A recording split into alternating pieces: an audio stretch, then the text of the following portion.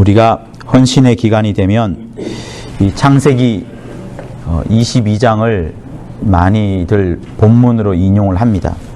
그러면서 아브라함의 헌신, 곧 아들을 바치는 거죠. 아들을 바치는 그 헌신을 이제 눈여겨보면서 우리의 헌신을 다시 한번 다잡는 그런 시간을 많이 갖습니다. 근데 저는 그 누가복음에 보면은 여러분 탕자의 비유가 나옵니다. 그 탕자의 비유에 보면 아버지의 말씀이 후반부에 가서 좀 나오죠. 그리고 탕자의 그 아버지의 집에 큰아들이 있었는데 큰아들이 나중에서야 깨닫게 됩니다. 아버지의 마음이 자기 집안이나 큰아들한테 있었는 것이 아니고 집 나간 아들, 죄인인 둘째 아들, 죄인인 탕자, 가산을 다 창기와 함께 다 날려버린 그 둘째 아들에게 굉장히 관심이 있다는 것을 그제서야 큰아들이 알게 됩니다. 저는 어느 순간 그 탕자의 비유를 보면서 내가 교회에서 목사로서 일하면서 하나님 아버지의 마음을 안 보고 있으면 큰일 나겠구나. 그냥 내가 맡겨진 일, 요것만 하면 되지. 내게 주어진 6시간 아니면 특정한 업무, 그것만 하면 되겠지. 라고 생각을 했었는데, 어느 순간 탕자의 비유에 나오는 아버지께서 그토록 둘째 아들이 돌아오기를 기다리는 거. 집안의 일보다도, 큰아들이 하는 일보다도, 자기 사업보다도, 죄인인 그 탕자가 돌아오기를 그토록 기다렸다는 사실들을 알고서 내가 만약에 첫째 아들이라면 큰일 나겠구나. 아버지의 마음을 알지 못하고서 신앙생활하면 큰일 나겠구나라는 생각을 가지면서 그때부터 성경을 조금씩 달리 보기 시작했습니다. 어떻게 달리 보냐 그러면 아버지의 마음이 무언가를 헤아려 보게 되었어요. 아버지의 뜻은 무엇인가를 헤아려 보게 되었습니다. 마찬가지로 여기 본문에도요. 아브라함과 이삭에 대한 이야기예요. 아브라함이 이삭을 하나님 앞에 드리는 이야기인데 여러분 여기서 모리아 산에서 일어나는 사건들을 우리가 생각을 해보면 누군가를 산에서 잡습니다. 아들을 죽입니다. 아들이 죽어갑니다. 그죠? 이 장면이 마치 그 골고다 언덕에서 예수께서 돌아가시는, 예수께서 번제를 드리는, 예수가 하나님 앞에 드려지는 그 장면으로 생각나는 적이 여러분 있지 않았을까요? 그래서 다시 말씀을 드리면 예수께서 골고다 언덕에 올라가실 때 분명히 혼자 가셨어요. 그리고 십자가에 달리시기 전에 결박을 당하셨고요. 그리고 마침내 돌아가십니다. 그 주변에 어디에도 하나님의 말씀이나 하나님의 목소리가 들려오지 않습니다. 그죠? 그러면 예수 혼자 십자가상에서 죽었겠구나. 아버지와는 상관없이 제자도 떠나가고 모두가 다 떠나간 상황에서 오직 모친 마리아만 십자가 발 아래에서 기다리고 있는 그 형국에서 완전히 외로운 그 상황에서 예수께서 돌아가셨겠구나 라고 생각을 했는데 한편으로 돌아온 탕자의 비유처럼 아버지의 마음을 한번 생각해 보니까요. 그게 아닐 수도 있겠다라는 생각을 가져보게 되었습니다. 아버지께서 함께한 것은 아닌가라는 생각을 가져보게 되었습니다. 그리고 이 이삭을 번제로 드리는 창세기 22장을 다시 한번 읽어보면서 그 생각이 맞을 수도 있겠다라는 생각을 가져보았습니다. 제가 이 내용을, 이 설교를 하는 것은 여러분들에게 헌신을 독려하는 것 차원보다는 하나님 아버지의 마음을 한번 헤아려 보자 하는 그것입니다. 내가 내일에 열심을 내고 내가 수고하고 엄청난 상급을 많이 쌓는 일을 한다 할지라도 아버지의 마음이 전혀 다른 곳에 있다 그러면 우리는 아버지를 기쁘게 하는 것이 아니라 어떻게 보면 내가 기쁜 나머지 내가 한 것을 하나님 앞에 드리는 그것일 수도 있겠다는 생각이 드는 거예요. 마치 가인이 내가 드렸으니까 하나님 받으세요. 근데 하나님은 가인의 제물을 기뻐하지 않으셨기 때문에 안 받으셨죠. 그렇게 되면 어떻게 되느냐 하는 생각을 가져보았습니다. 자, 하나님이 아브라함을 시험하신다고 22절 1절에 나와요. 아브라함을 시험하십니다. 그런데 여기에는 아브라함을 시험하는데 그 시험의 제목이 뭐냐면 내 아들 내 사랑하는 독자 이삭을 데리고 모리아 땅으로 가서 거기서 번제로 드리라. 여기까지만 나와요. 헌신을 합니다. 번제를 드립니다. 심지어 아들을 갖다 바치는데 하나님께서 복을 주겠다는 약속을 여기서는 하고 있지 않아요. 헌신을 하는데 복 주겠다는 말씀을 하나님이 하지 않고 있습니다. 아무런 약속이 없어요. 명령만 내려줬어요. 아들을 갖다 바치라는 명령만 합니다. 다른 어떤 복에 대한 조건과 약속이 없어요. 그러면 여러분 생각을 한번 해보아요. 아브라함이다. 내가 아브라함이다. 지금까지 하나님의 명령을 다 순종을 해왔었는데 갑자기 하나님께서 나를 시험하신다. 아브라함은 자기를 시험하는 줄 몰랐을 겁니다. 명령만 내리셨죠. 아들을 갖다 바쳐라. 근데 이거는 시험거리예요. 일생일대의 최고의 시험거리가 지금 다가온 겁니다. 여러분 시험이라는 게 뭐예요? 온몸에 땀이 흐르고 안절부절하고 신앙을 버려야 될지도 모르는, 교회를 떠나가야 될지도 모르는, 모든 거 다 때려쳐버려야 될지도 모르는 그런 막중한 것이 시험이지. 요거 할 수 있어, 요거 못해, 요 정도면은 충분히 할 만해. 예를 들면 어떤 사람이 월급을 1,000만 원을 받는데 누가 1,000만 원 헌신해라 그랬다고 합시다. 이거는 시험거리도 아니죠.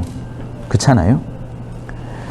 하나님께서 아브라함에게 물질을 요청한 것이 아닙니다. 여러분, 예수께서 부자 청년을 만났을 때에 예수께서 부자 청년에게 무엇을 요청합니까?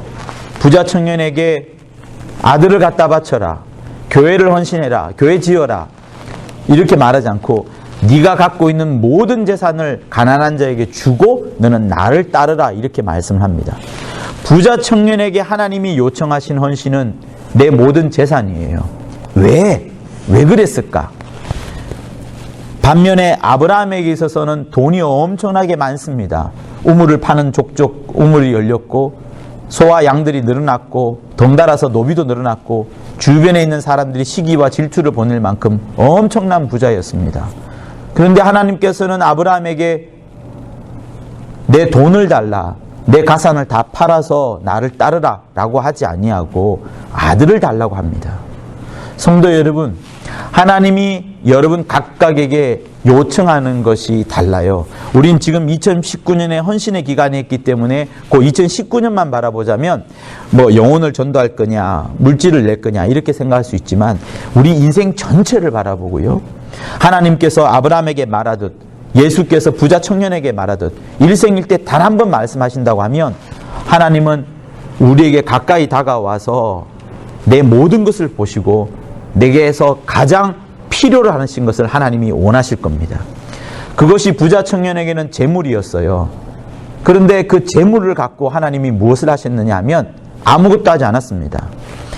부자 청년에게 있어서는 재물이 최고였어요. 그렇기 때문에 재물 이외에는 다른 게 안 보입니다. 재물을 들고서 하나님을 따라간다고 하지만 절대로 따라올 수 없다는 것을 하나님이 아셨기 때문에 부자 청년에게는 재물을 달라, 재물이 헌신 제목이다, 이렇게 말씀을 하신 것이고, 아브라함에게는 재물이 많았지만은 재물을 요청한 것이 아니라 아브라함에게 최고 헌신할 수 없었던 것이 있었어요. 그게 무엇이었냐면 재물도 부인도 가산도 명예도 자기 지식도 아니고 바로 하나님이 주신 하나님의 선물, 하나님이 주신 이삭, 곧 하나님이 선물로 주신 자기 아들인 겁니다. 그러면 여러분 한번 생각해 보세요. 여러 조건들이 맞습니다. 100세의 아들을 얻었어요. 얼마나 귀합니까? 100세의 아들을 얻었어요. 자기는 사실상 아들 필요 없다 그랬습니다. 종에게 줘도 충분하다 라고 말했는데 하나님께서 기어코 아들 주겠다고 했죠. 근데 그 하나님의 약속을 따라서 아들을 주었어요. 하나님의 선물을 받았습니다. 100세에 받았어요.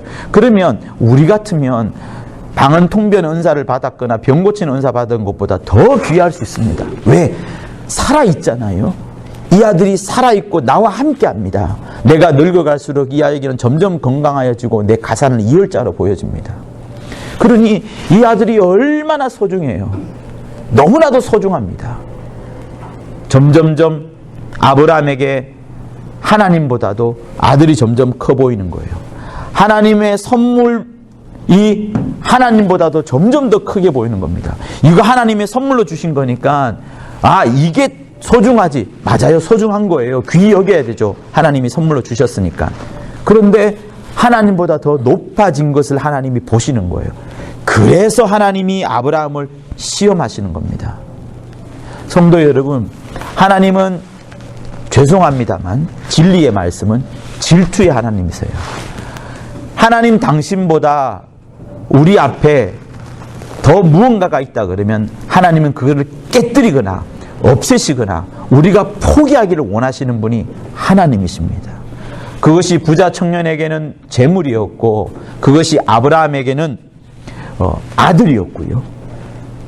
제자들에게는 그물이나 자기 부모가 되었던 겁니다. 성도 여러분, 그래서 우리가 헌신을 앞두고서 기도를 해봐야 됩니다. 정말 내가 이것 때문에 하나님 앞에 못 나아간다는 그것이 있으면 그것이야말로 하나님께서 오히려 헌신의 기간 동안에 드려라 하는 것일 수 있어요. 왜? 내가 이것을 갖고 있음으로 인하여서 하나님을 만나는데 많은 장애가 됩니다. 반대로 말하면 이 땅에서는 삶이 넉넉해요. 이 땅에서는 풍족합니다. 하나님 없이도 뭔가를 잘할 수 있으니까 누구보다도 행복하게 지냅니다. 그런데 영적으로 보면은요, 이것이 하나님 앞에 다가오는데 큰 방해거리가 되는 거라. 라오디게아 교회에 예수께서 말씀하시기를, 야, 너가 부자냐? 아니다. 내 눈먼 것과 내 가난한 것과 내 곤고한 것과 내 벌거벗은 것을 네가 못 보느냐? 금을 사가지고 너는 부유하게 되어라. 안약을 발라가지고 네가 정말 옷 벗고 있는 건지 가난하게 있는지를 제대로 똑바로 보아라. 흰 두루마기를 사서 너의 부끄러운 것을 수치를 가려라 라고 예수께서 말씀을 하십니다. 성도 여러분, 내가 하나님 안에서 부유해야 되는데, 영적인 부유가 충만해야 되는데 그것이 아니고 이 세상에 대한 부유로 충만하잖아요. 그래서 하나님에 대한 갈구, 하나님에 대한 사랑, 하나님에 대한 예배, 하나님에 대한 첫사랑, 하나님에 대한 뜨거운 그 사랑이 사라졌을 때 우리는 빨리 돌이켜야 되는 게 맞습니다. 그래서 헌신은 어떻게 보면 힘들어요. 내게 있는 소중한 것을 드려야 되니까. 아브라함에게는 아들을 갖다 바치는 게 얼마나 힘들겠습니까?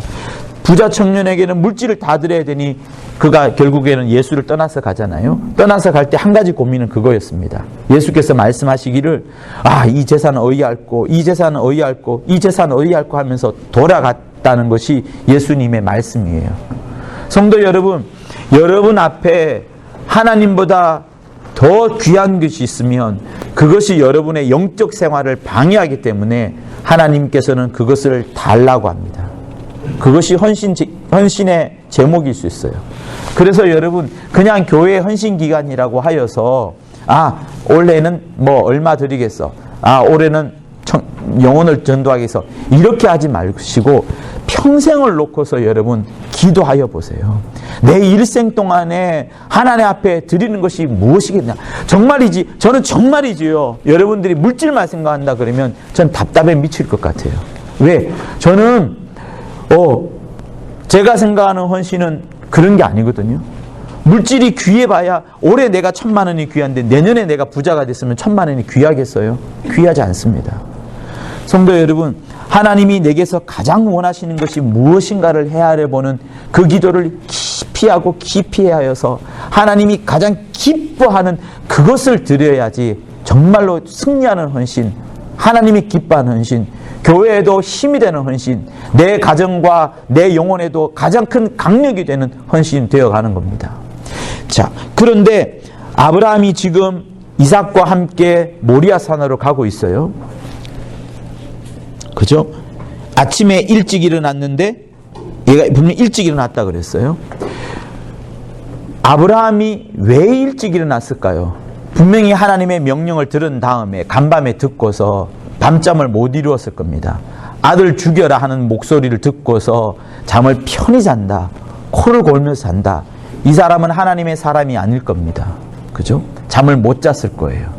자, 예수께서 마지막 날 밤에요. 성만찬을 하고 난 다음에 바로 어디로 가요?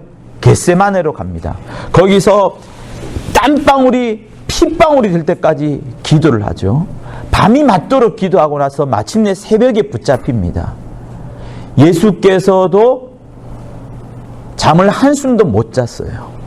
아브라함 역시도 잠을 한숨도 못 잤습니다. 한숨도 못 자고 이제 아침에 일어나자마자 이삭을 데리고 이제 떠나게 되죠. 노비 2명과 함께 이삭과 함께 자기가 떠납니다. 자, 그때에 이삭에게 번제할 나무를 이삭에게 짊어지웁니다. 사람을 불태우려면 여러분 얼마만의 장작이 필요할까요? 우리 캠핑 가면 숯불 장작 한 요만큼 하죠. 요만큼 숯불 장작 요 정도 합니다. 정사각형으로. 사람 태우려면 얼마나 필요할까요? 아마 자기 몸보다는 더 클 거예요. 그거를 지고 이삭이 지금 걸어가는 거예요. 아버지는 절대로 도와주지 않습니다. 마치 예수께서 십자가를 지고 가는 그 모습과 비슷하지 않나요? 아버지께서는 십자가를 전혀 지지 않습니다만 아들은 지금 십자가를 지고 골고다 언덕을 올라가고 있습니다. 마침내 아브라함이 이삭을 결박을 하고요. 꽁꽁 묶습니다. 깜짝 놀라겠죠. 그리고 칼을 듭니다. 이 상황을 한번 생각해 보세요. 100세에 얻은 아들, 하나님의 주신 선물, 자기 재산보다도 더 귀하게 여겼다고 생각했던 그 아들을 죽이는데 이삭이 눈물을 흘릴까요? 흘리지 않을까요? 마음은 찢어질 겁니다. 마치 예수께서 골고다 언덕에서, 겟세마네 언덕에서 땀방울이 핏방울이 되도록 막 기도하셨던 것처럼 얼마나 많은 기도를 했겠어요. 엄청난 기도를 했던 것처럼 울기도 하셨을 것이고 마음이 상하기도 하셨을 것이고 분통하기도 하셨을 것이고 하나님의 사랑을 깨닫고 나니 더 놀랍기도 했을 것이고 만감이 교차하는 것이 바로 골고다 언덕의 십자가에서의 예수님의 모습일 겁니다. 마찬가지로 지금 결박을 당한 상황에서 칼을 들고 있는 아버지 앞에 무릎 꿇고 있는 그 이삭의 마음은 어떠하겠습니까? 아마 이 친구도 온갖 마음에 온갖 생각들이 다 들 거예요. 죽음 앞에 여러분 얼마나 많은 생각이겠어요. 성도 여러분, 죽음이라는 것은요 굉장히 놀랍습니다. 내가 죽음의 경웅에서 빠져나왔을 때 절대로 그 죽음의 그때의 사건을 잊지 못합니다. 그리고 그때 느꼈던 감정은 우리 일생을 주장합니다. 트라우마가 생기든 아니면 교훈이 되든 나를 이끌어가던 중요한 말씀이 되든 죽음 앞에서 겪었던 사건 잊지 못하는 거예요. 그래서 이삭이 나중에 한번 설명을 하겠습니다만 이삭의 마음이 어땠는지 여러분 잘 한번 살펴보기를 바랍니다. 그런데 여기 성경책에는 나오지 않지만 이삭도 울었다는 이야기가 나오지 않고 아브라함도 울었다는 이야기는 나오지 않습니다. 여러분 같으면 어떻겠어요? 아들을 칼로 자르려고 하는데 아들은 지금 온갖 마음이 교차하고 있고 그때에 이 칼로 내리치려고 할 직전에 그 아버지의 마음이 어떠하겠냐 하는 그거예요. 성도 여러분, 아버지의 마음을 생각해 봅시다 라고 제가 처음에 말씀을 드렸어요. 하나님 아버지의 뜻을 헤아려 보자 라고 말씀을 드렸습니다. 아들을 잡는 이 아버지의 심정을 한번 생각해 보세요.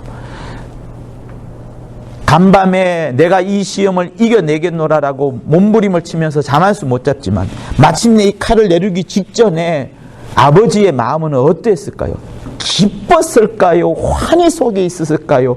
완전히 할렐루야 하면서 박수를 치셨을까요? 어땠을까요? 한번 생각해 보세요, 여러분. 저는 아버지께서 이 아브라함이 울면서 칼을 내리쳤다라고 저는 생각을 합니다. 그러면 골고다 언덕에서 말이에요, 예수께서 십자가에 달려 돌아가실 때에, 그죠? 못을 박히시고 창자국 찌르시고 막 온갖 힘든 속에 있는 그 예수의 그 모습을 저 하늘에서 천지 만물 중에 계신 하나님 아버지께서 그 아들을 보시면서 도대체 어떤 마음이 들었을까요? 사랑하는 마음, 기뻐하는 마음, 우는 마음, 어떤 마음이 들었을까요? 저는 이 세 가지 다 있다고 봅니다. 사랑하는 마음도 있었을 것이고, 기뻐하는 마음도 있었을 것이고, 또 한편은 울고 싶은 마음도 있었을 것이라 저는 봐요. 성도 여러분, 하나님께서 자기 아들을 잡습니다.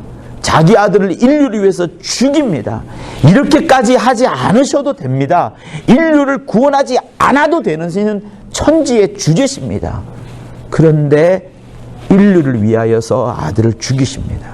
그 사랑하는 아들을, 베레아에서 배운 의도라 한다면 이 세상에서 가장 사랑하는,